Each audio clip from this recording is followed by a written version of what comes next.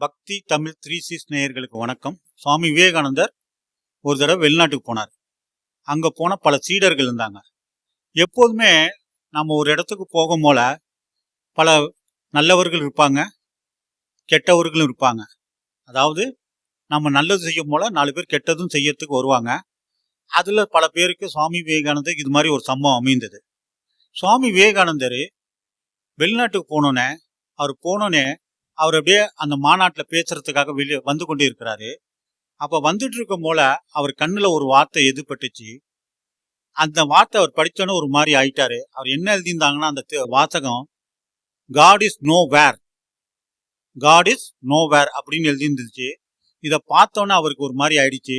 உடனே சுவாமி விவேகானந்தர் என்ன பண்ணாரு, அது சிரிச்சுக்கிட்டே அப்படியே கீழே குடிஞ்சு அப்படியே ஒரு கரித்துண்டை எடுத்தாரு. அந்த கரித்துண்டை எடுத்து அந்த நோ வேர்ங்கிறத முதல் எடுத்து டபிள்யூவை காட் இஸ் நவ் ஹியர்ங்கிறத மாத்தினார். காட் இஸ் நவ் ஹியர், அதாவது வேர்ங்கிறத முதல் இடத்துல டபிள்யூவை நோ பக்கத்துல டபிள்யூ போட்டு காட் இஸ் நவ் ஹியர் அப்படிங்கிறத அவர் சுவாமி விவேகானந்தர் மாத்தினார். அப்ப கடவுள் எங்குமே நிறைந்திருக்கிறார் அப்படிங்கிறத பொருள் உருவாக்கினார்.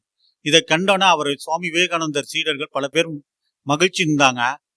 இது மாதிரி சுவாமி விவேகானந்தர் வெளிநாட்டுக்கு போகும் போல ஒரு சம்பவம் நடைபெற்றது.